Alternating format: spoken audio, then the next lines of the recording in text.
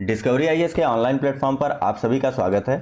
देखिए, discovery IAS के द्वारा आप सभी लोगों के लिए आगामी जो सिविल सेवा परीक्षा है उसके लिए महत्वपूर्ण और उपयोगी PYQ सीरीज चलाई जा रही है, जिसमें हम लोग फिलहाल बात कर रहे हैं भारतीय राज्य व्यवस्था या फिर पॉलिटी सब्जेक्ट के बारे में। इस सब्जेक्ट के ऑलरेडी हमारे 5 चैप्टर्स कंप्लीट हो चुके हैं, जिसमें हमने 1773 के रेगुलेटिंग एक्ट से लेकर के भारतीय स्वतंत्रता अधिनियम 1947 तक के विभिन्न एक्ट और प्रावधानों को देखा।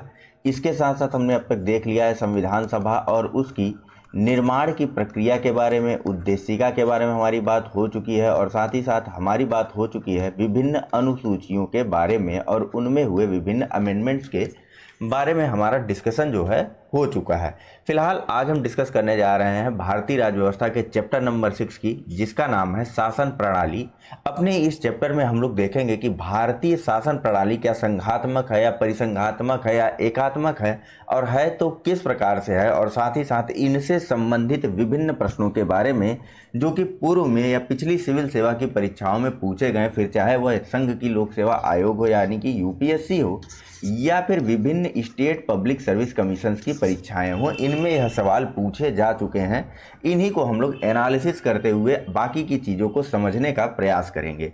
तो चैनल को लाइक सब्सक्राइब करते हुए चलिए मेरे साथ शुरुआत करते हैं। नमस्कार, मेरा नाम है मयंक चतुर्वेदी और आप मेरे साथ डिस्कस करने जा रहे हैं भारतीय राज्य व्यवस्था के चैप्टर नंबर 6 शासन प्रणाली को। तो चलिए पहले क्वेश्चन के साथ अपनी शुरुआत करते हैं। हमारा जो पहला प्रश्न है वह है कि निम्नलिखित में से कौन सा शब्द राज्य को सर्वोत्तम परिभाषित निम्नलिखित में से कौन सा राज्य शब्द को सर्वोत्तम रूप से परिभाषित करता है? ए, व्यक्तियों का एक समुदाय जो बिना किसी बाह्य नियंत्रण के एक निश्चित भूभाग में स्थायी रूप से निवास करता है और जिसकी एक संगठित सरकार है।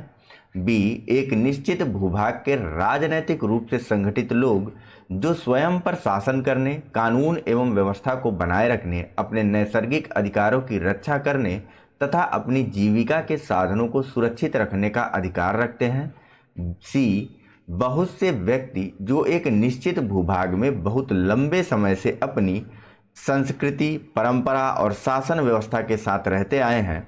डी, एक निश्चित भूभाग में स्थायी रूप से रह रहा समाज जिसकी एक केंद्रीय प्राधिकारी तथा केंद्रीय प्राधिकारी के प्रति उत्तरदायी कार्यपालिका और एक स्वतंत्र न्यायपालिका है। बताइए कौन सा आंसर जो है वह सही होगा। आईएएस 2021 का प्रश्न है यह। कौन सा विकल्प सही होगा, जल्दी कीजिए। चलिए, तो जो सही आंसर है वह तो है ऑप्शन नंबर ए, व्यक्तियों का एक समुदाय जो बिना किसी बाह्य नियंत्रण के एक निश्चित भूभाग में स्थायी रूप से निवास करता है और जिसकी अपनी एक संगठित सरकार है। ठीक है, तो दिए गए विकल्पों में से यह जो है, यह व्याख्या जो है वह राज्य शब्द को सर्वोत्तम रूप से परिभाषित करता है। देखिए, बात हो रही है किसकी? राज्य शब्द की। तो राज्य के अंदर देखिए भैया 3 चीजें आती हैं। ठीक है, कौन कौन सी 3 चीजें आती हैं बताइए। सबसे पहली चीज होती है व्यक्ति या जनसंख्या, जिसको यहाँ पर समुदाय कहा गया। ठीक है, मैं लिख देता हूं। सबसे पहली चीज होती है जनसंख्या। ठीक है, जनसंख्या या समुदाय या व्यक्ति कहे, एक वाइट पेपर ले लेते हैं, वहां पे देखते हैं। देखिए, राज्य शब्द है, यहां पे लिख देते हैं राज्य। इसके अंदर जो है प्रमुख चीजें क्या होंगी? कोई भी क्षेत्र वह राज्य या अंतरराष्ट्रीय दृष्टि से राज्य कब कहा जाएगा? तो देखिए भैया, राज्य के अंदर एक निश्चित जनसंख्या होती है या यही जनसंख्या मिलकर के समुदाय बना लेती है, या कहीं कहीं पर इसी को समाज बोला गया है। ठीक है, यह एक अनिवार्य शर्त है राज्य होने के लिए। दूसरी अनिवार्य शर्त क्या है राज्य के लिए? तो या तो सरकार होनी चाहिए या सत्ता होनी चाहिए, मतलब किसी प्रकार की सरकार या सत्ता होनी चाहिए उस क्षेत्र में। तीसरी, क्षेत्र की बात बार बार हो रही, तो निर्धारित, मतलब पता हो कहां से कहां तक, निर्धारित भूभाग होना चाहिए। ठीक है, और चौथी और अंतिम चीज क्या होती है? चौथी और अंतिम चीज होती है संप्रभुता से, यानी कि बाह्य नियंत्रण जिस पर ना हो। ठीक है, ऐसे तो यह तीनों चीजें, एक पेन दूसरे कलर की ले लूं मैं। देखिए, अगर सिंपल बात करें तो जैसे कि भारत देश को मान लीजिए, ठीक है, यह मान लीजिए यह भारत है, तो भारत के अंदर भी तो विभिन्न प्रकार के राज्य हैं। यह मान लीजिए यह अपना देश है भारत। ठीक है, सीरियसली मत ले जाइएगा मैप को, ठीक। तो भारत में यहाँ कश्मीर हो गया, यहाँ दिल्ली हो गया, यहाँ उत्तर प्रदेश हो गया, इन्हें भी तो राज्य बोला गया, लेकिन अंतर्राष्ट्रीय दृष्टि से यह राज्य नहीं है। क्यों? क्योंकि यह संप्रभु नहीं है, ठीक है। तो संप्रभुता तो भैया अनिवार्य है, और अनिवार्य शर्त है कि बाह्य नियंत्रण जो है वह किसी भी प्रकार से नहीं होना चाहिए। साथ ही साथ निर्धारित भूभाग होना चाहिए, सरकार या सत्ता होनी चाहिए, जनसंख्या, व्यक्ति या समुदाय या समाज होना चाहिए। यह 4 शर्तें हैं। इसके बिना, इन 4 शर्तों को पूरे किए बिना कोई भी क्षेत्र जो है वह अंतर्राष्ट्रीय दृष्टि से राज्य नहीं कहा जाएगा, ठीक है। स्क्रीनशॉट ले लीजिए या कुछ भी ले लीजिए, याद कर लीजिएगा, चाहे तो नोट डाउन कर लीजिए। चलते हैं अपने अगले प्रश्न की तरफ। यहां पूछा जा रहा है कि निम्नलिखित में से कौन सा राज्य का सबसे महत्वपूर्ण तत्व है? ए ध्वज, बी राजधानी, सी संप्रभुता या डी शासनाध्यक्ष। सेम प्रश्न है, रिपीटेड है। उस समय आईएएस 2021 का प्रश्न है। यही प्रश्न जो है वह उत्तर प्रदेश लोक सेवा आयोग के 2008 की प्रीलिम्स की परीक्षा में पूछा गया है, तो जल्दी कीजिए। फिलहाल अभी आपको बताया गया राज्य के 4 आवश्यक तत्व हैं कौन कौन से? तो निर्धारित जनसंख्या का होना, एक जनसंख्या होनी चाहिए, जिसे मैं पॉपुलेशन लिख दूं तो चलेगा आप लोगों को। उसके अलावा सरकार या फिर गवर्नमेंट होनी चाहिए। उसके अलावा तीसरी शर्त क्या है? तीसरी शर्त है निर्धारित एरिया या फिर निर्धारित क्षेत्र का होना चाहिए। और चौथी जो अनिवार्य शर्त है वह है संप्रभुता का होना। यह चारों शर्तें जो है वह अनिवार्य हैं, तभी किसी क्षेत्र को अंतर्राष्ट्रीय दृष्टि से राज्य बोला जाएगा, ठीक है। नेक्स्ट और अगले प्रश्न पर चलें। यहाँ पूछा जा रहा है कि भारत की संप्रभुता के संबंध में निम्नलिखित में से कौन सा कथन सही है? पहला, भारत राष्ट्रमंडल का सदस्य है। दूसरा, राष्ट्रमंडल की सदस्यता के कारण भारत की संप्रभुता कम हो जाती है। नीचे दिए हुए कूट का प्रयोग कर सही उत्तर को चुनना है। ऑप्शन है ए केवल 1, बी केवल 2, सी 1 तथा 2 दोनों, सी 1 और 2 दोनों, 1 और 2 में से कोई नहीं, मतलब उपयुक्त में से कोई नहीं, सिंपल। चलिए, तो जो सही आंसर है इसका वह है ऑप्शन नंबर 1, केवल और केवल पहला स्टेटमेंट जो है वह सही है। भारत जो है वह कॉमनवेल्थ या फिर कहाँ गया, एक सेकंड रुकिए, तो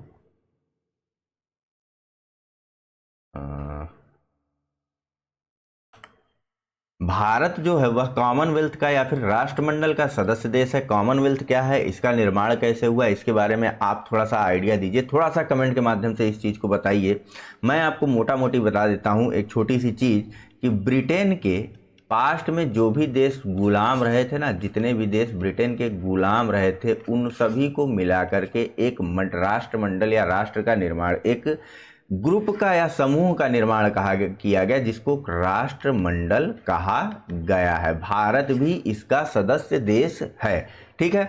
अब बताइए कि राष्ट्रमंडल कब गठित हुआ या राष्ट्रमंडल का निर्माण कब हुआ, इसका क्या औचित्य है, क्या ये बंधनकारी है तो या बंधनकारी नहीं है, यह चीज़ आप बताइएगा जरूर कमेंट के माध्यम से।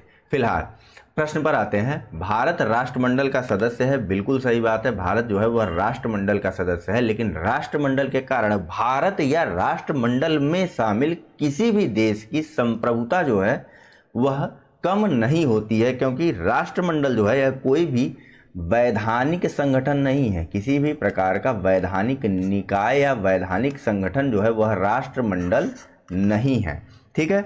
और न ही इसकी बातें या इसकी चीज़ें इसके सदस्य देशों पर अनिवार्यतः लागू होती हैं, और न ही राष्ट्रमंडल के जो भी सदस्य राष्ट्र हैं वह अपनी निष्ठा या अपनी चीज़ों को ब्रिटिश सम्राट के प्रति या ब्रिटिश ताज के प्रति प्रकट करते हैं, ठीक है। ऐसी कोई अनिवार्य शर्त नहीं है कि भैया आप ब्रिटिश ताज के प्रति निष्ठावान रहेंगे तभी आप राष्ट्रमंडल के सदस्य बनेंगे, ठीक है। चलिए नेक्स्ट प्रश्न पर चलते हैं।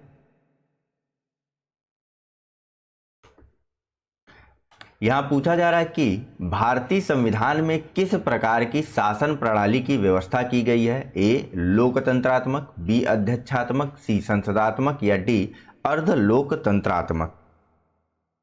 चलिए, तो भारतीय शासन प्रणाली में जो व्यवस्था की गई है, भारतीय शासन प्रणाली की जो व्यवस्था है भारतीय संविधान के द्वारा, वह है संसदात्मक, ठीक है। यह प्रक्रिया या यह चीज़ जो है भारतीय संविधान में ब्रिटेन से ली गई है, यह इस बारे में आप लोगों को पहले ही बताया गया है, ठीक है।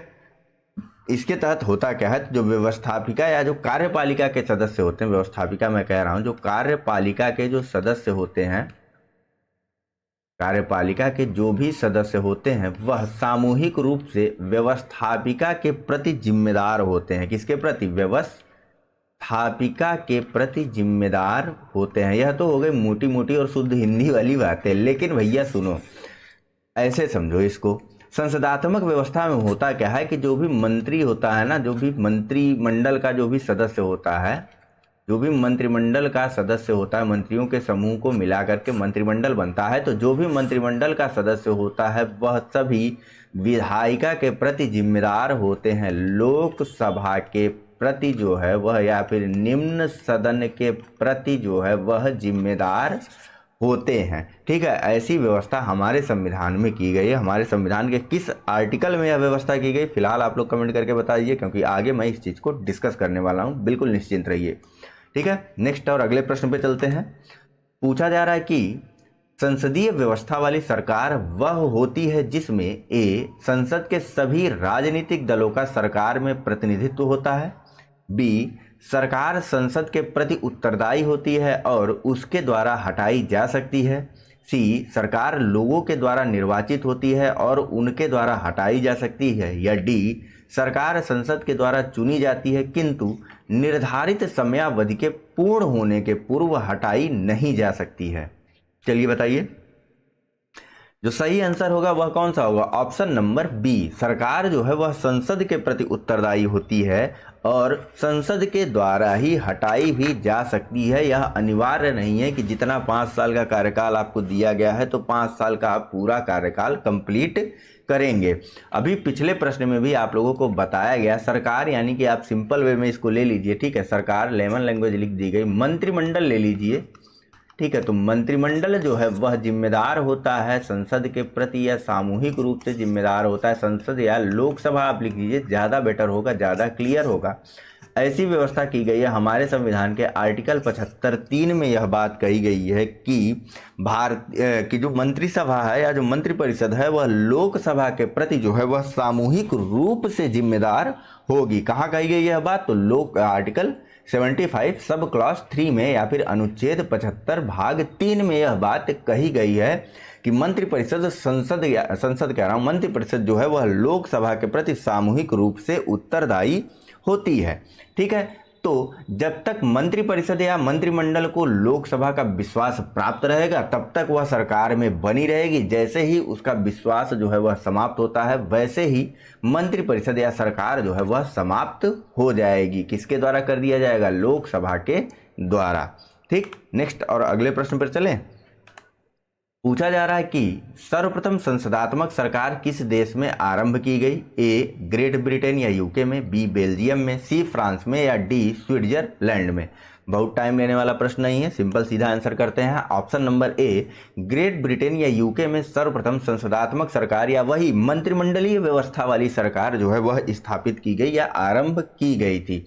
इसके अलावा अगर कहीं पूछ लिया जाए कि अध्यक्षात्मक शासन व्यवस्था वाली सरकार सर्वप्रथम कहाँ आरंभ हुई थी, कौन सी व्यवस्था वाली बताइए? अध्यक्षात्मक व्यवस्था वाली सरकार सर्वप्रथम कहाँ पे आरंभ हुई थी बताइए? तो यह स्टार्ट हुई थी यूएस या फिर अमेरिका जिसे बोलते हैं, जहाँ का वीजा आपको चाहिए। क्या बोलते हैं? अमेरिका, अमेरिका नहीं अमेरिका। ठीक है, नेक्स्ट और अगले प्रश्न पे चलते हैं। पूछा जा रहा है कि भारतीय संसदीय प्रणाली ब्रिटिश संसदीय प्रणाली से इस बात में भिन्न है कि भारत में ए, वास्तविक और नाम मात्र दोनों प्रकार की कार्यपालिकाएं हैं या एग्जीक्यूटिव है, बी, सामूहिक उत्तरदायित्व की प्रणाली है, सी, द्विसदनी विधायिका है, या डी, न्यायिक पुनर्विलोकन की प्रणाली है। बताइए भारतीय और ब्रिटिश संसदीय प्रणाली में क्या डिफरेंस है? तो देखिए भैया, इसका जो सही आंसर है वह है ऑप्शन नंबर डी, न्यायिक पुनर्विलोकन की प्रणाली। देखिए होता क्या है ना, सिंपल सी एक छोटी सी चीज आप समझिए कि ब्रिटेन का संविधान कोई लिखित संविधान नहीं है। ठीक है, फिर से मैं बोल रहा हूँ, फिर से बता रहा हूँ, ब्रिटिश संविधान जो है वह लिखित संविधान नहीं है। इसलिए वहाँ की जो संसद है वह सर्वे सर्वा है, वह संप्रभु है। जहाँ की संसद वह किसी भी प्रकार के नियम या कानून या विनियमन को बना सकती है और उन्हें लागू या फिर उन्हें इन्फोर्स करवा सकती है। लेकिन भारत में जो व्यवस्था है वह संविधान में को लिखित रूप से कर दिया गया है और साथ ही साथ उसमें यह व्यवस्था दी गई है कि जो भी सरकार या जो भी सत्ता होगी वह संविधान के प्रावधानों के अनुरूप ही चलेगी और यदि अनुरूप में नहीं चलती तो हमारे ही संविधान में न्यायपालिका की एक या न्यायपालिका के जैसी एक स्वतंत्र इकाई भी बनी है जो इस बात को डायरेक्ट मॉनिटर या फिर यूँ कह लीजिए तो नज़र बनाए रखती है। और जहाँ पर भी हम देखेंगे, जैसे आप जुडिशियल एक्टिविज्म को पढ़ते होंगे या फिर न्यायिक सक्रियता को पढ़ते होंगे तो आप देखते होंगे कि न्यायपालिका कहीं कहीं जाकर के ओवर रिएक्ट कर देती है, कहीं कहीं जाकर के वो अपने अधिकार क्षेत्र के बाहर जाकर के भी निर्णय दे देती है। जुडिशियल एक्टिविज्म की इसकी बात कही जाती है, इसको कहा जाता है, ठीक है, या न्यायिक सक्रियतावाद कहा जाता है इसको। तो यह प्रक्रिया देखिए, जब भी सत्ता या सरकार जो है वह कमजोर स्थिति में आती है, ठीक है, जब भी सत्ता या सरकार, जाहिर सी बात है, जब भी एक पिलर कमजोर होगा तो बाकी के पिलर जो है वह मजबूती से काम करेंगे और दूसरे पिलर को भी सपोर्ट प्रदान करेंगे या दूसरे पिलर पर हावी होने का प्रयास करते हैं। यही चीज़, यही प्रक्रिया जो है न्यायपालिका भी करती है। जैसे जैसे या जिस प्रकार से हम देखेंगे धीरे धीरे कि न्यायपालिका अगर कमज़ोर हो रही है, न्यायपालिका छोड़िए, प्रश्न पर आइए सीधे सीधे, ठीक है। न्यायिक पुनर्विलोकन की जो प्रणाली है उसमें यह बात कही गई कि यदि सरकार जो है वह संविधान के प्रावधानों के अगेंस्ट में जाकर के, कहाँ, खिलाफ में जाकर के किसी भी प्रकार का संवैधानिक संशोधन भी कर देती है तो न्यायालय उसको न्यायिक पुनर्विलोकन करेगा और उसको वहां तक शून्य कर देगा या वहां तक खारिज कर देगा जहां तक वह संविधान के मूल ढांचे के खिलाफ में जाती है, ठीक है। चलें नेक्स्ट प्रश्न पर। कहाँ पे डिसीजन आया था? ये 1973 के केशवानंद भारती के बाद में। कब के? ध्यान में रखिएगा, 1973 के केशवानंद भारती वाले वाद में मूल ढांचे के सिद्धांत की संकल्पना जो है वह आई थी। पिछले लेक्चर्स में यह सारी चीज़ें हो गई हैं तो देख लीजिएगा जिन्होंने नहीं देखा है। नेक्स्ट है कि हमने ब्रिटिश मॉडल पर आधारित संसदीय लोकतंत्र को अपनाया है, किंतु हमारा मॉडल उस मॉडल से किस प्रकार भिन्न है? पहला, जहाँ तक विधि निर्माण का संबंध है, ब्रिटिश संसद सर्वोपरि अथवा संप्रभु है, किंतु भारत में संसद की विधि निर्माण की शक्ति परिसीमित है।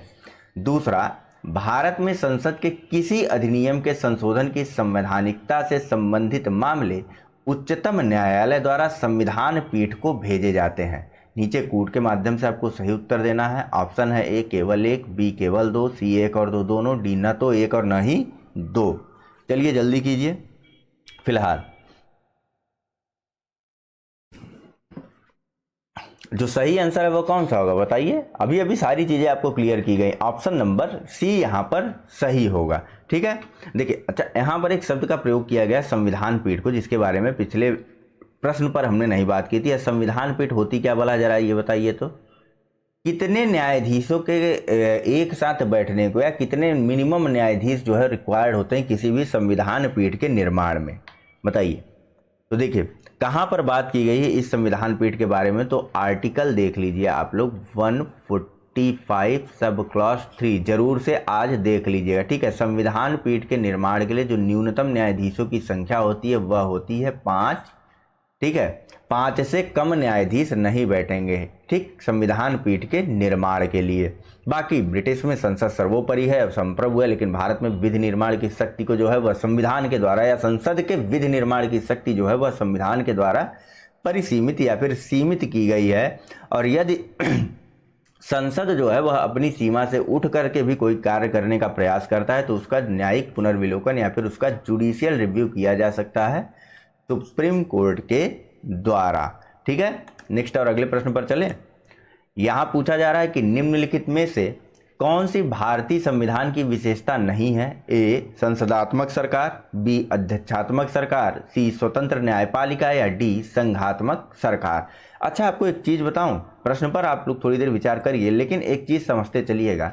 कहीं पर भी कभी भी जहाँ पर भी प्रश्न में या पेपर में आपको यह शब्द देखने को मिल जाए ना, संघ, कौन सा? संघ, वहाँ पर आपको अलर्ट होना है और अंग्रेजी वाले भाग या इंग्लिश वाले पार्ट को देखना है। अगर वहाँ पर यूनियन लिखा है तब तो वह सही है, लेकिन अगर वहाँ पर फेडरल लिखा है तब वह गलत विकल्प हो जाएगा। हिंदी दोनों की एक है, हिंदी दोनों की सेम है, ठीक है। हिंदी में यूनियन और फेडरल दोनों को संघ बोल दिया गया है, लेकिन अंग्रेजी वाले पार्ट को आप जब पेपर देखेंगे तो उसमें लिखा होगा कि कहीं भी कन्फ्यूजन की स्थिति में अंग्रेजी वाले भाग को वरीयता दी जाएगी। तो ध्यान में रखिएगा, जहां पर भी संघ की बात आए वहां पर आपको उसके दोनों पार्ट को देखना है, फिर चाहे वह यूनियन होता है, अगर भारत के संदर्भ में यूनियन लिखा होगा तब तो वह भाग गया, वह विकल्प सही होगा, और अगर फेडरल लिखा है तब वह विकल्प जो है वह गलत होगा, ठीक है।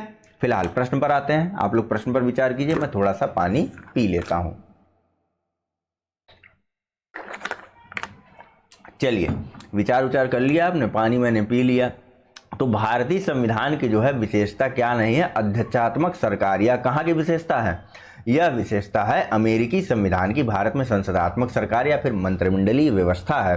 साथ ही साथ भारत में स्वतंत्र न्यायपालिका की स्थापना है और भारत में एक संघात्मक सरकार की भी व्यवस्था की गई है। यहाँ राज्य और संघ आपस में मिलकर के एक दूसरे के साथ काम करते हैं, ठीक है।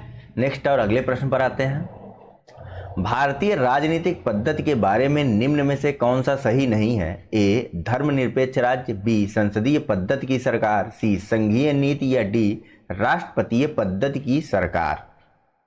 भाई सिंपल है, राष्ट्रपति पद्धति की सरकार या अध्यक्षात्मक सरकार दोनों एक तरीके की बात है, सेम बात है, ठीक है। नेक्स्ट, भारत में संसदीय प्रणाली की सरकार है क्योंकि ए, लोकसभा जनता द्वारा प्रत्यक्ष रूप से निर्वाचित होती है, बी, संसद संविधान का संशोधन कर सकती है, सी, राज्यसभा को भंग नहीं किया जा सकता, या डी, मंत्रिपरिषद लोकसभा के प्रति उत्तरदायी है। तो बस सिंपल सा आंसर ऑप्शन नंबर डी, मंत्रिपरिषद आर्टिकल 75 सब क्लॉज 3 के तहत जो है वह लोकसभा के प्रति उत्तरदायी है। कितने, कौन से आर्टिकल? सब क्लॉज 3 के तहत, ठीक है। नेक्स्ट, पूछा जा रहा है कि भारत के संदर्भ में संसदीय शासन, देखिए प्रश्न एक ही टाइप का लेकिन कितना घुमाया जा रहा है, समझने का प्रयास कीजिए। इसलिए आप लोगों को प्रैक्टिस करवाई जा रही, एक ही चीज को, एक ही बात को कितने तरीकों से पूछ करके घुमाया गया है, इसको समझना है बस आपको, ठीक है। भारत के संदर्भ में संसदीय शासन प्रणाली में निम्नलिखित में से कौन सा सिद्धांत संस्थागत रूप में निहित है? पहला, मंत्रिमंडल के सदस्य संसद के सदस्य होते हैं। दूसरा, जब तक मंत्रियों को संसद का विश्वास प्राप्त रहता है तब तक ही वे अपने पद पर बने रहते हैं। तीसरा, राज्य का अध्यक्ष ही मंत्रिमंडल का अध्यक्ष होता है। कूट के माध्यम से आपको सही उत्तर देना है। ऑप्शन है ए, केवल 1 और 2, बी, केवल 3, सी, केवल 2 और 3, या डी, 1, 2 और 3।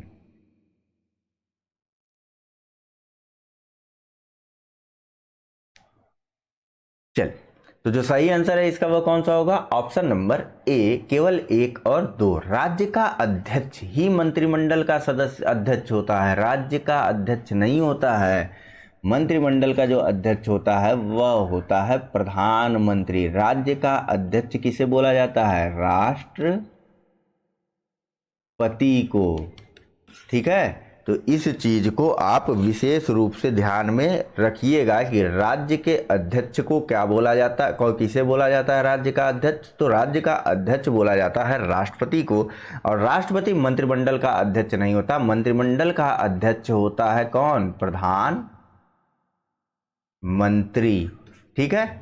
चलिए, हाँ, प्रधानमंत्री की सलाह पर राष्ट्रपति जो है अन्य मंत्रियों की नियुक्ति करता है, ऐसी व्यवस्था की गई है। किस आर्टिकल में? आप लोगों के लिए प्रश्न है, ठीक है। फिलहाल प्रश्न ज़्यादा है यहाँ पर आप लोगों के लिए, क्योंकि अभी जब संसद वाले भाग को हम लोग पढ़ेंगे तो इस चीज़ को और डिटेल से हम लोग पढ़ेंगे। आर्टिकल कौन सा है, क्या है, कैसे है, उसको लेते हुए पढ़ेंगे, लेकिन यहाँ पे प्रश्नों को समझने का प्रयास कीजिए आप। फिलहाल मंत्रिमंडल के जो सदस्य होते हैं वह संसद के सदस्य होते हैं, ठीक है।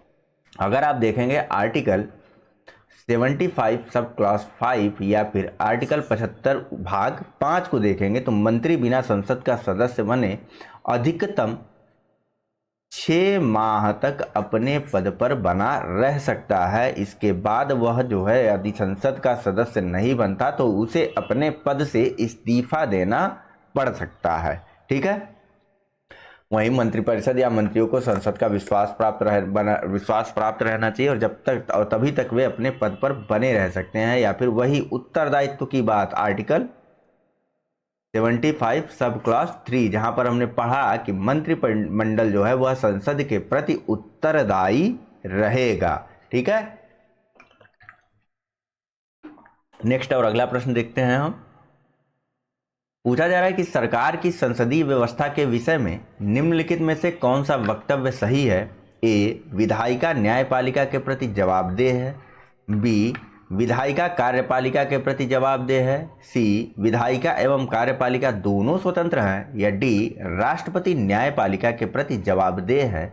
अथवा ई, उपर्युक्त में से कोई नहीं या उपर्युक्त में से एक से अधिक।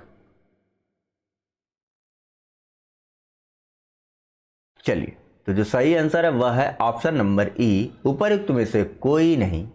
ठीक है, कैसे? तो सरकार की या भारत की संसदीय व्यवस्था के संबंध में जो बात कही जाएगी या जो चीज कही जाएगी वह यही कही जाएगी कि कार्यपालिका जो है वह विधायिका के प्रति जवाबदेह है।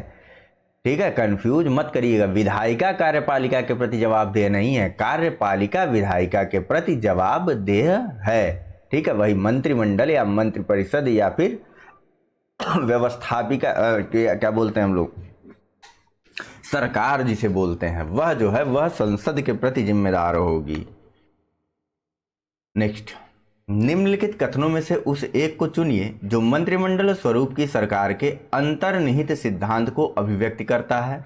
ए, ऐसी सरकार के विरुद्ध आलोचना को कम से कम करने की व्यवस्था जिसके उत्तरदायित्व जटिल हैं तथा उन्हें सभी के संतोष के लिए निष्पादित करना कठिन है। बी, ऐसी सरकार के कामकाज में तेजी लाने की क्रियाविधि जिसके उत्तरदायित्व दिन प्रतिदिन बढ़ते जा रहे हैं। सी, सरकार के जनता के प्रति सामूहिक उत्तरदायित्व को सुनिश्चित करने के लिए संसदीय लोकतंत्र की क्रियाविधि। या डी, उस शासनाध्यक्ष के हाथों को मजबूत करने का एक साधन जिसका जनता पर नियंत्रण ह्रासोन्मुख दिशा में है। मंत्रिमंडलीय स्वरूप की सरकार के अंतर्निहित सिद्धांत को बताना है आपको। चलिए, तो जो सही आंसर है ना वह सिंपल है, ऑप्शन नंबर सी। ठीक है, इतना घेरा बना करके, इतनी कहानियां, इतने किस्से कह के क्या मिला, आप अपना फोकस बस बनाए रखिए। ठीक है, पूरी कहानी, पूरा लिखा पढ़ा, पूरा स्क्रीन सब बेकार हो गया ना। सिंपल आप एक चीज ध्यान रखिए, आर्टिकल 75 सब क्लास 3, सरकार के जनता के प्रति सामूहिक उत्तरदायित्व को, रबड़ कहाँ से आ गया, इरेजर कहाँ से आ गया, क्या था, सरकार के जनता के प्रति सामूहिक उत्तरदायित्व को सुनिश्चित करने के लिए संसदीय लोकतंत्र की एक क्रियाविधि है मंत्रिमंडलीय स्वरूप की सरकार का अंतर्निहित सिद्धांत। ठीक है, समझ में आया? आगे चले, कंफ्यूज नहीं करने का कहीं भी। पूछा जा रहा है कि राष्ट्रपति पद्धति में समस्त कार्यपालिका की शक्तियां निहित होती हैं। ए, राष्ट्रपति में, बी, कैबिनेट में, सी, व्यवस्थापिका में, या डी, उच्च सदन में। तो राष्ट्रपति पद्धति की बात की जा रही है, अध्यक्षात्मक पद्धति की बात की जा रही है। तो जो समस्त कार्यपालिका शक्तियां रहती हैं राष्ट्रपति पद्धति या अध्यक्षात्मक पद्धति में, वह राष्ट्रपति में समाहित होती हैं। इस पद्धति या फिर राष्ट्रपति पद्धति या अध्यक्षात्मक पद्धति की सरकार में राष्ट्रपति स्वयं अपने मंत्रिपरिषद या अपने मंत्रिमंडल का क्या करता है, चुनाव करता है। और यह आवश्यक नहीं कि वह विधायिका के सदस्य हों, वह स्वतंत्र होता है, कहीं से किसी को भी अपने साथ काम करने के लिए नियुक्त कर सकता है या अपनी सलाह पर काम करने के लिए अपने आप को स्वयं को सलाह देने के लिए नियुक्त कर सकता है। ठीक है, नेक्स्ट अगले प्रश्न पर चलें। पूछा जा रहा है कि भारत में राजनीतिक व्यवस्था के मूलभूत लक्षण हैं। पहला, यह एक लोकतांत्रिक गणतंत्र है। दूसरा, इसमें संसदात्मक स्वरूप की सरकार है। तीसरा, सर्वोच्च सत्ता भारत की जनता में निहित है। और चौथा, यह एक एकीकृत शक्ति का प्रावधान करती है। नीचे कूट के माध्यम से सही उत्तर देना है। ऑप्शन है ए, 1 और 2, बी, 1, 2 और 3, सी, 2, 3 और 4, या फिर डी, सभी चारों। चलिए, तो जो सही आंसर है वह है ऑप्शन नंबर बी, 1, 2 और 3। भारतीय राजनीतिक व्यवस्था में एकीकृत शक्ति की बात कहीं भी नहीं की गई है, बल्कि संघात्मक शक्ति की बात की गई है। संघात्मक शक्ति की बात की गई है। किस प्रकार की संघात्मक शक्ति? राज्य प्लस केंद्र के बारे में बात कही गई है। और इनके मध्य अगर हम देखें, अनुसूची 7 को हमने देखा है कि किस प्रकार से शासन प्रशासन या विभिन्न शक्तियों को बांटा गया है। ठीक है, वहीं भारत जो है वह एक लोकतांत्रिक गणतंत्र है। यहाँ का जो राज्य अध्यक्ष होता है उसका निर्वाचन होता है।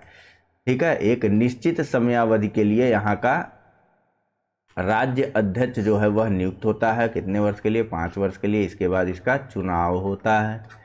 राज्य अध्यक्ष बोले तो राष्ट्रपति। संसदात्मक स्वरूप की सरकार है, यह तो जाहिर सी बात है। सर्वोच्च सत्ता भारत की जनता में निहित है। कैसे? तो जब हम उद्देशिका पढ़ रहे थे तो वहाँ पर हमने पढ़ा था एक शब्द, हम भारत के लोग। समझ में आया? बस सही है आंसर, आपको सब कुछ समझ में आया। चलिए नेक्स्ट प्रश्न पे चलें। पूछा जा रहा है कि निम्नलिखित कथनों पर विचार कीजिए। चलिए करते हैं। भारत एक लोकतांत्रिक राज्य व्यवस्था है। भारत एक प्रभुता संपन्न राज्य है। भारत में एक लोकतांत्रिक समाज है। भारत एक कल्याणकारी राज्य है। उपरोक्त में से कौन सा सही है? ए 1 और 2, बी 1, 2 और 3, सी 2, 3 और 4, या फिर डी 1, 2, 3 और 4। आसान है, ऑप्शन नंबर डी यहाँ पर सही होगा। ठीक है, नीति निर्देशक तत्वों के माध्यम से भारत को एक कल्याणकारी राज्य बनाने का प्रयास जो है वह किया गया है। वही लोकतांत्रिक समाज हो या प्रभुसत्ता संपन्न राज्य हो या लोकतांत्रिक राज्य हो, इस बारे में बात जो है वह पूरी तरीके से कर ली गई है उद्देशिका में ही। ठीक है, नेक्स्ट। निम्नलिखित में से कौन सी विशेषता भारतीय राजतंत्र की नहीं है? ए संविधान संगत सरकार, बी लोकतांत्रिक सरकार, या सी विधि का शासन, अथवा डी सत्तावादी सरकार। तो सत्तावादी सरकार तो हमारे यहाँ नहीं है। हमारे यहाँ प्रत्येक 5 वर्ष बाद जो है वह एक नई सरकार का गठन होता है। ठीक है, हमें हमारा नेता पसंद नहीं आया, हम इंतजार कर रहे हैं कि आओ आओ तुम अगले चुनाव में तुमको हम बताते हैं, सबक तुमको हम देंगे। ठीक है, नेक्स्ट। केंद्र सरकार और राज्य सरकारों को प्राधिकार प्राप्त होता है। ए भारतीय संविधान से, बी भारत के राष्ट्रपति से, सी भारत के प्रधानमंत्री से, या डी भारत की संसद से। इसमें कोई सोचने समझने वाली बात ही नहीं है। हमारी संसद, हमारी संविधान में ही सारी व्यवस्था कर दी गई है। फिर चाहे वह केंद्र की सरकार हो, राज्य की सरकार हो, या इनके विभिन्न प्रशासनिक पद हो, या फिर विभिन्न संवैधानिक पद हो, अथवा न्यायपालिका हो, सभी को जो है हमारे संविधान से ही शक्तियां प्राप्त होती हैं, या विभिन्न प्राधिकार और अधिकार प्राप्त होते हैं। नेक्स्ट, संवैधानिक सरकार का आशय क्या है? ए किसी राष्ट्र की परिसंघीय संरचना वाली एक प्रतिनिधि सरकार, बी कोई सरकार जिसके प्रमुख के पास नाम मात्र की शक्तियां हो, या सी कोई सरकार जिसके प्रमुख के पास वास्तविक शक्तियां हो, या डी कोई सरकार जो संविधान की सीमाओं से परिबद्ध हो। परिबद्ध कह रहा हूं मैं। ठीक है, तो संवैधानिक सरकार से क्या आशय है बताइए आप। चलिए, तो इसका जो सही आंसर है वह है ऑप्शन नंबर डी, कोई सरकार जो संविधान की सीमाओं से बंधा हुआ हो उसे ही कहा जाएगा संवैधानिक सरकार। ठीक है, फिर चाहे वह अध्यक्षात्मक प्रणाली की हो, चाहे वह जो है लोकतांत्रिक प्रणाली की हो, या किसी भी प्रणाली की हो, यदि वह संवैधानिक सरकार है तो वह संविधान की सीमाओं के या संविधान के घेरे के अंदर रहते हुए ही कार्य करेगी। इसी घेरे में कार्य करेगी। अगर संविधान ने इतना कहा है तो बस इतने के अंदर ही वह कार्य करेगी। ऐसी सरकार को संवैधानिक सरकार कहा गया है। नेक्स्ट, निम्नलिखित कथनों पर विचार कीजिए। चलिए करते हैं। कूट के माध्यम से सही उत्तर देना है, वो भी देते हैं। अभिकथन है कि भारत एक लोकतांत्रिक देश है। कथन है कि भारत का अपना एक संविधान है। ए कूट है कि ए कथन और कारण दोनों सही हैं तथा कारण कथन की सही व्याख्या करता है। बी अभिकथन और कथन दोनों सही हैं लेकिन कथन जो है वह अभिकथन की सही व्याख्या नहीं करता है। सी अभिकथन सही है परंतु कथन गलत है, डी अभिकथन गलत है परंतु कथन सही है। चलिए जल्दी कीजिए। तो जो सही आंसर है वह है ऑप्शन नंबर, बताइए, अब तो बता दीजिए। ए और आर दोनों सही है लेकिन आर ए की सही व्याख्या नहीं है। ठीक है, कैसे नहीं है? भारत एक लोकतांत्रिक देश है, भारत का अपना एक संविधान है। ठीक है, यह दोनों अलग अलग बातें हैं। जरूरी नहीं कि किसी भी लोकतांत्रिक देश का अपना एक अलग से संविधान हो या अपना एक संविधान भी हो। ठीक है, यह चीज़ आपको स्पष्ट रूप से समझनी होगी। कैसे? तो देखिए, ब्रिटेन का मैंने कहा ना, ब्रिटेन का शुरू में आपको बताया कि ब्रिटेन का कोई भी और किसी भी प्रकार से लिखित संविधान नहीं है। अब आप कह दीजिए कि ब्रिटिश जो है वह लोकतांत्रिक देश नहीं है ना? ब्रिटेन जो है वह एक लोकतांत्रिक देश है कि नहीं है? बस वहीं से आपको ये चीज़ समझनी होगी। ठीक है, एग्जाम्पल लेते चलिए, पॉलिटी में जहां भी फंसी है वहां पर विभिन्न देशों का एग्जाम्पल लीजिए, कंपेयर कीजिए और आप जो है अच्छे से समझ जाएंगे। नेक्स्ट, बाकी लोकतांत्रिक देश है, इसके बारे में सीधे सीधे संविधान की उद्देशिका में ही कह दिया गया है कि हम भारत के लोग भारत को संपूर्ण प्रभुत्व संपन्न समाजवादी पंथ निरपेक्ष एवं लोकतंत्रात्मक गणराज्य बनाने के लिए आज शपथ ले रहे हैं। ठीक है, चलिए, निम्न में से कौन सुशासन की विशेषता नहीं है? ए जवाबदेही, बी पारदर्शिता, सी कानून का नियम, या डी लाल फीता शाही। तो सुशासन की क्या विशेषता नहीं है, जरा बताना। तो लाल फीता शाही जो है यह सुशासन की विशेषता कदापि नहीं हो सकती है। सुशासन में जवाबदेही, पारदर्शिता, कानून का नियम, यह सारी चीज़ें, यह सारी प्रक्रियाएं जो है वह अपनाई जाती हैं। ठीक है, तो ऑप्शन नंबर डी इसका सही है। नेक्स्ट, कल्याणकारी राज्य या वेलफेयर स्टेट का क्या उद्देश्य है? ए अधिकतम संख्या का अधिकतम कल्याण सुनिश्चित करना, बी कमजोर वर्ग के कल्याण का प्रबंध करना, या सी सभी नागरिकों को स्वास्थ्य सुविधाएं प्रदान करना, या डी उपरोक्त में से कोई नहीं। सिंपल है, कमजोर वर्गों के कल्याण का प्रबंध करना। देखिए, कई लोग जो है वह ऑप्शन नंबर ए के साथ चले जाते हैं कि अधिकतम संख्या या अधिकतम जनसंख्या का अधिकतम कल्याण सुनिश्चित करना ही वेलफेयर स्टेट या कल्याणकारी राज्य है। नहीं, देखिए, जो संपन्न वर्ग है ना, जिसे ऐसे बोले जो ए क्लास का वर्ग है या जो बी क्लास का वर्ग है, यह तो अपना कल्याण करने में सक्षम होते हैं। ठीक है, इनको आवश्यकता नहीं है सरकार के किसी भी प्रकार के सपोर्ट की। यह अपना कल्याण जो है या सरकार के डायरेक्ट किसी भी प्रकार के सपोर्ट की इनको ज़रूरत नहीं पड़ती है। यह अपना कल्याण जो है अपना भोजन पानी खाना पीना इत्यादि चीज़ें अपनी सुख सुविधाओं का ख्याल रख सकते हैं। लेकिन वहीं पर यह जो कमज़ोर वर्ग होता है ना, यानी कि मान लीजिए यह जो सी और डी क्लास के लोग होते हैं, यह अपने कल्याण का प्रबंध स्वयं नहीं कर सकते, और करते भी हैं तो इनको इसमें बहुत मुश्किलों का सामना करना पड़ता है।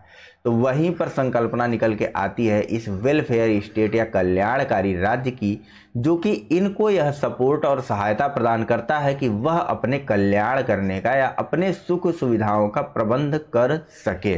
ठीक है, नेक्स्ट और अगले प्रश्न पर चलें। यहाँ पूछा जा रहा है कि राज्य हर जगह है, यह अंतराल शायद ही कोई छोड़ता है, यह वक्तव्य किस धारणा की व्याख्या करता है? ए कल्याणकारी राज्य, बी कम्युनिस्ट राज्य, सी लोकतांत्रिक राज्य, या डी पुलिस राज्य। तो अभी अभी कल्याणकारी राज्य को हमने पढ़ा और देखा और समझा है। ऑप्शन नंबर ए सही है कि राज्य जो है या स्टेट जो है वह हर जगह पर है, यह कोई अंतराल नहीं छोड़ता है, छोटे से छोटे आदमी के कल्याण की बात करता है। नेक्स्ट, निम्नलिखित में से कौन सा एक भारतीय संविधान का दर्शन नहीं है? ए कल्याणकारी राज्य, बी समाजवादी राज्य, सी राजनीतिक समानता, या डी साम्यवादी राज्य। ध्यान करिए और सोचिए और विचार कीजिए।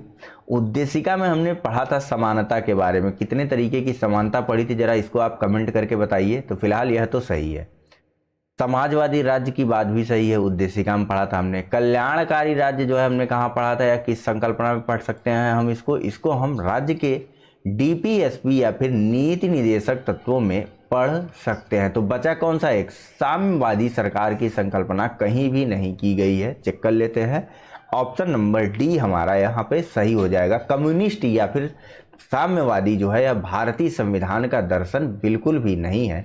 इसके अलावा कल्याणकारी, समाजवादी, राजनीतिक समानता, आर्थिक समानता, यह सारी समानता जो है हमारे संविधान का दर्शन है। नेक्स्ट पूछा जा रहा है कि निम्नलिखित कथनों में से कौन सा सही है। ए, भारतीय संविधान अध्यक्षात्मक है। बी, भारत एक नाम मात्र का राजतंत्र है। सी, भारत एक कुलीन तंत्र है। या डी, भारत एक संसदात्मक प्रजातंत्र है। बताइए। ऑप्शन नंबर डी सही हो जाएगा ना, भारत एक संसदात्मक प्रजातंत्र है। पहले प्रश्न से लेकर के अभी तक हम इस बारे में बात करते आ रहे हैं, तो आपको कहीं से कंफ्यूजन नहीं होनी चाहिए। कैसे संसदात्मक प्रजातंत्र है, तो प्रजातंत्र कैसे है, उद्देशिका में हमने देखा। संसदात्मक कैसे है, तो आर्टिकल 75 सब क्लॉज 3 हमने देखा है। यहाँ की सरकार जो है वह लोकसभा के प्रति, किसके प्रति, लोकसभा के प्रति जो है वह सामूहिक रूप से जिम्मेदार होती है, अकेले भाग नहीं सकती है। नेक्स्ट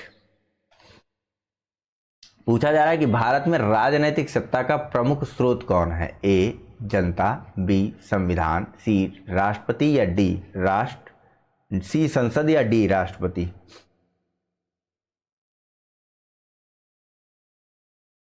चलिए जल्दी कीजिए।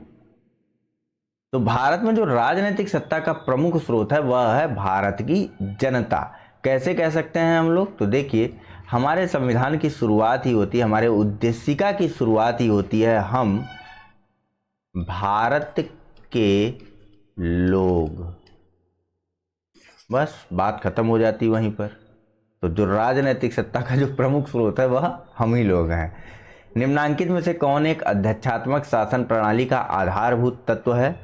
ए, संविधान की कठोरता। बी, एकल कार्यपालिका। सी, व्यवस्थापिका की सर्वोच्चता। या डी, अवशिष्ट अधिकार राज्यों के पास होना। चलिए जल्दी कीजिए। जो सही आंसर है इसका वह है ऑप्शन नंबर बी, एकल कार्यपालिका। राष्ट्रपति जो है वह इकलौती कार्यपालिका होती है, सर्वे सर्वा निर्णय लेने वाला व्यक्ति वही होता है अध्यक्षात्मक या राष्ट्रपति पद्धति की सरकार में। यहाँ तक कि वह अपनी मंत्रिपरिषद का चयन भी अपनी इच्छा अनुरूप ही करता है और इसके लिए विधायिका का किसी भी प्रकार का इसमें योगदान या सहयोग या कुछ भी कह लीजिए वह नहीं होता है। राष्ट्रपति पूर्णतया स्वतंत्र होता है और संपूर्ण शक्तियों का केंद्र होता है अध्यक्षात्मक शासन प्रणाली में राष्ट्रपति। नेक्स्ट, अध्यक्षात्मक शासन प्रणाली की विशेषता है। ए, कार्यकारिणी का प्रमुख राष्ट्रपति होता है। बी, राष्ट्रपति अपने मंत्रिपरिषद का चयन स्वयं करता है। सी, राष्ट्रपति व्यवस्थापिका को भंग नहीं कर सकता है। और डी, उपर्युक्त वर्णित सभी कथन जो है वह सत्य हैं। तो जाहिर सी बात है, हमने कई बार देखा उपर्युक्त वर्णित सभी कथन जो है वह सही है।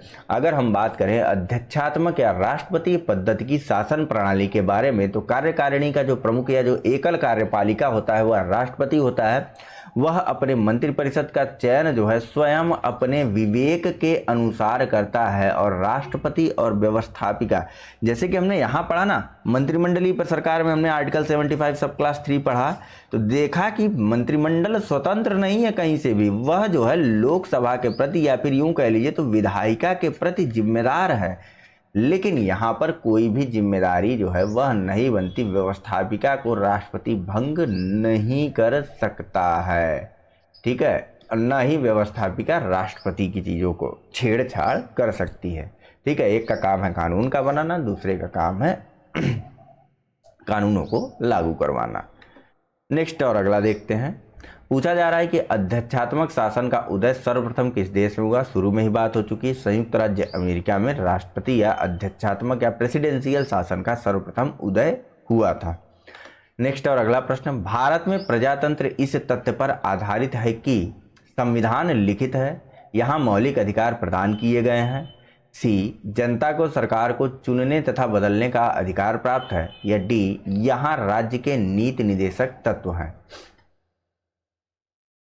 चलिए, तो भारत में प्रजातंत्र इस तथ्य पर आधारित है कि जनता को सरकार को चुनने तथा बदलने का अधिकार है। जनता समय समय पर चुनावों के माध्यम से सरकार को बदल और चुन सकती है। ठीक है, अगर वह अच्छे या उनके अनुरूप कार्य नहीं करेंगे तो जनता उन्हें बदल देगी, और जनता के अनुरूप कार्य करेंगे तो जनता उन्हें नहीं बदलेगी। नेक्स्ट, लोकतंत्र का उत्कृष्ट गुण यह है कि वह क्रियाशील बनाता है। ए, साधारण पुरुषों और महिलाओं की बुद्धि और चरित्र को। बी, कार्यपालक नेतृत्व को सशक्त बनाने वाली पद्धतियों को। सी, गतिशीलता और दूरदर्शिता से युक्त एक बेहतर व्यक्ति को। या डी, समर्पित दलीय कार्यकर्ताओं के एक समूह को। चलिए, तो लोकतंत्र का एक उत्कृष्ट गुण है कि वह साधारण पुरुषों और महिलाओं की बुद्धि और चरित्र को उत्तम बनाता है। क्यों? क्योंकि लोकतंत्र की आवश्यकता होती है एक उच्च चरित्रवान और बुद्धिमान जनता की। इसलिए लोकतंत्र अपनी आवश्यकताओं की पूर्ति के लिए इस प्रकार के पुरुषों और महिलाओं का निर्माण करता है, या इस प्रकार के पुरुषों और महिलाओं के गुणों का विकास करता है। ठीक है, देखिए किस किस माध्यम से, तो हम चाहे विधि का शासन देख लें, चाहे तो हम मूल अधिकारों को देख लें, चाहे तो हम मौलिक कर्तव्यों या राज्य के नीति निर्देशक तत्व देख लें, वहाँ पर सभी जगह पर जो है वह बात की गई है पुरुषों और महिलाओं, या फिर यूं कह लीजिए तो जनता के बुद्धि और चरित्र को उत्तम करने का ही प्रयास किया गया है। विभिन्न प्रावधानों के माध्यम से जनता को या पब्लिक को सुरक्षा प्रदान करते हुए, ऐसा नहीं कि अत्याचार करते हुए कुछ भी कर दिया गया। ठीक है, नेक्स्ट पूछा जा रहा है कि भारत एक गणतंत्र है, इसका अर्थ है। ए, सभी मामलों में अंतिम अधिकार जनता के पास है। बी, भारत में संसदीय शासन नहीं है। सी, भारत में वंशानुगत शासन नहीं है। या डी, भारत राज्यों का संघ है। सिंपल है, भारत में किसी भी प्रकार का वंशानुगत शासन नहीं है। इसका अर्थ है कि भारत एक गणतंत्र है। भारत में संविधान की उद्देशिका का प्रारंभ ही हम भारत के लोगों से होता है। ठीक है, नेक्स्ट, निम्नलिखित में से किन से विनिर्धारित होता है कि भारत का संविधान परिसंघीय है? ए, संविधान लिखित और अनम्य है। बी, न्यायपालिका स्वतंत्र है।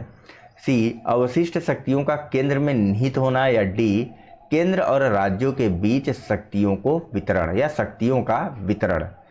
सिंपल सी बात है, ऑप्शन नंबर कौन सा सही हो जाएगा? डी, केंद्र और राज्यों के बीच शक्ति। फिर से मैं कह रहा हूं, परिसंघीय, संघीय या इस तरीके का कोई शब्द है तो इंग्लिश वाले भाग को जरूर देखिएगा। फेडरल होगा तो भारत के संदर्भ में नहीं है, यूनियन होगा तो भारत के संदर्भ में होगा। बार बार इस चीज को आपको याद दिलाऊंगा, क्योंकि यहीं पर आपको पता होते हुए भी आप अपना विकल्प जो है वह गलत कराते हैं।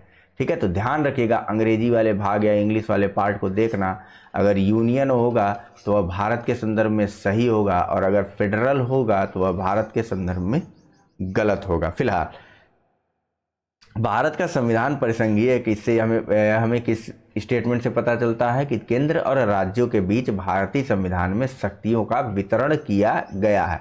ठीक है, जबकि संविधान का लिखित और अनम्य होना यानी कि कठोर होना, न्यायपालिका का स्वतंत्र होना, अवशिष्ट शक्तियों का केंद्र में नियुक्त होना, यह सब एकात्मकता के लक्षण हैं। ठीक है, नेक्स्ट,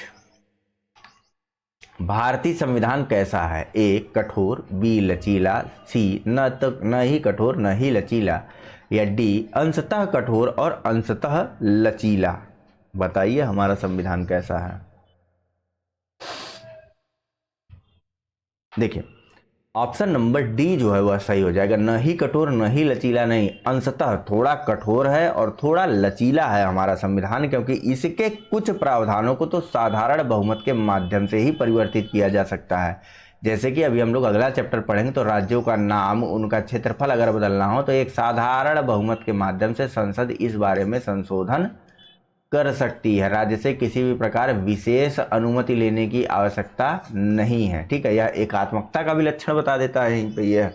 ठीक है, तो वही अगर हमें प्रावधान में कुछ संघात्मक चीज़ों जैसे न्यायपालिका के संदर्भ में संशोधन करना हो तो उसको लेकर के ऊपर से नीचे तक हमें परमिशन लेनी पड़ती है, अनुमोदन लेना पड़ता है, फिर चाहे वह राज्य हो या कोई भी हो। ठीक है, या फिर यूं कह लीजिए तो विशेष बहुमत की आवश्यकता होती है। ठीक है, कहीं कहीं पर हमें 2/3 बहुमत की आवश्यकता होती है, कहीं कहीं पर हमें 2/3 बहुमत के साथ साथ आधे से अधिक राज्यों 1/2+1 राज्यों के सपोर्ट या साथ की भी आवश्यकता होती है कुछ कुछ प्रावधानों में संशोधन करने के लिए। ठीक है, इनके बारे में अभी जब संशोधन की हिस्से को पढ़ेंगे तो वहाँ पर और अच्छे से समझेंगे। फिलहाल इसको जान लीजिए कि भारतीय संविधान जो है वह अंशतः कठोर और अंशतः लचीला है। ठीक है, फिलहाल इस लेक्चर में इतना ही है। Thank you very much for discussion. Channel को लाइक, सब्सक्राइब और शेयर करना मत भूलिएगा। Thank you.